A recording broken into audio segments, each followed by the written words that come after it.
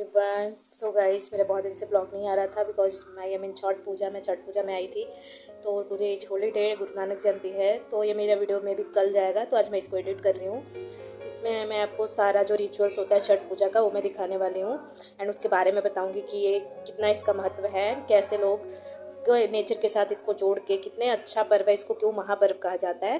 तो इस ब्लॉग को अंत तक आप बने रहिएगा, इस ब्लॉग को देखिएगा। तो गाइज, मैं हैदराबाद से निकल चुकी थी एयरपोर्ट के लिए। तो यहाँ मैं एयरपोर्ट पहुँच चुकी हूँ एंड ये देखो, me and my husband both थे। एंड एयरपोर्ट पहुँचने के बाद हम लोगों ने वहाँ पे चेक इन होने के बाद फ़्लाइट लेकर के हम छठ पूजा के लिए निकल गए थे। हमारी फ़्लाइट थी तो रात की 8:30 को पटना एयरपोर्ट पे मैं उतरी। वहाँ पे मैंने देखा कि छठ पूजा का बहुत ही सुंदर सा, देखो यहाँ पे मैं वॉक कर रही हूँ, बहुत ही अच्छा फोटोग्राफ वो किया गया था, बनाया हुआ था। फिर मैं घर पहुँची रात को, तो हमारी मम्मी आंटी सारे लोग छठ पूजा के गीत गा रहे थे, जो कि गाया जाता है।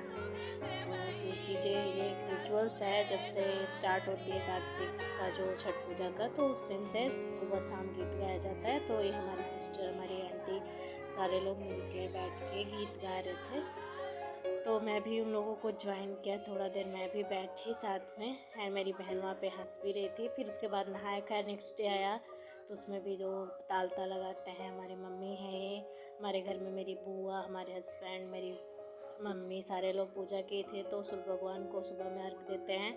फिर घी का खाना बनाते हैं, कद्दू, चावल एंड दाल वगैरह सारे घी में बनते हैं। वो फर्स्ट डे है, तो इन लोगों ने पहले खाना खाया, फिर हम लोगों ने खाना खाया था।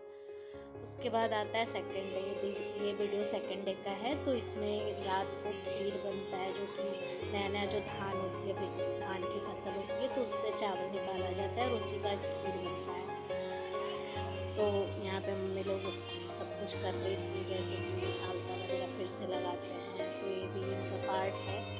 एंड ये सारे कुछ पीतल के बर्तन में खीर में बनते हैं। तो हम लोग यहाँ पे ऊपर हमारे नया घर बन रहा है, तो वहाँ पे हमारे घर वाले मम्मी लोग से मिलके अब इसका सेकंड डे का ये स्टार्ट कर दी थी खीर बनाना। एंड उसके बाद इसको खरना बोला जाता है। फर्स्ट डे नहाया खाया हुआ, सेकंड डे इसको खरना बोलते हैं। तो इसके लिए लोग शाम को आई थिंक 3 बजे से लग गए थे।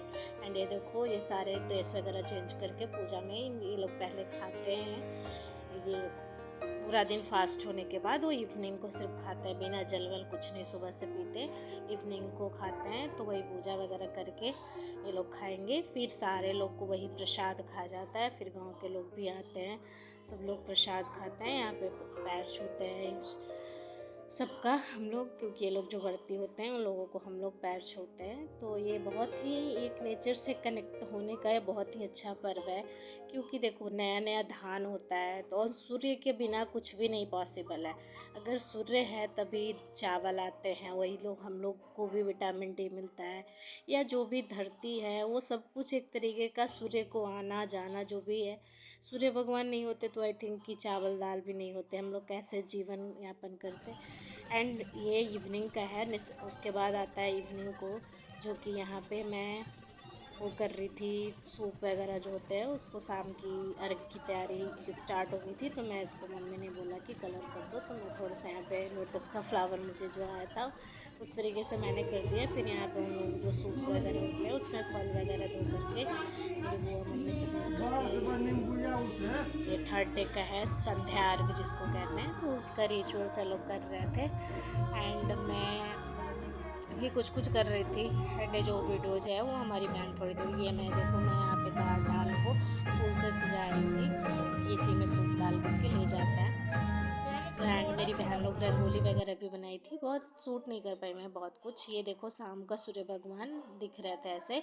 एंड हम लोग पहुँच चुके थे घाट पे। एंड ये सूर्य भगवान का नज़ारा आप लोग साथ में देख रहे हो। ये बीच में आ गया शॉर्ट्स, जब हम लोग अपने गाँव पे अपने घाट पे जा रहे थे। हमारा गांव का नाम है जमुआमा, जो कि औरंगाबाद डिस्ट्रिक्ट में पड़ता है। एंड यहाँ पे लोग अब अर्घ देने की तैयारी चल रही थी, तो मैंने सबको जो भी रिचुअल्स हो, जो लोग बता रहे थे वैसे वैसे मैंने किया, सबको सिंदूर लगाया।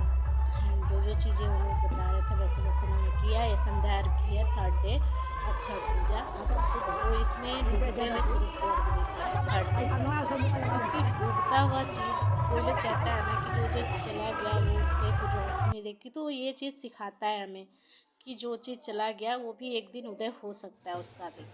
जैसे सूर्य भगवान डूब रहे हैं, नेक्स्ट से उनका उदय होता है। ये जो अभी रिचुअल्स कर रही हूँ मॉर्निंग का समय है, सूर्य भगवान दिख नहीं रहते क्योंकि बहुत ही क्लाउडी वेदर था, एकदम कुहा टाइप का, कुहासा जैसे ठंड में होती है उस तरीके का था।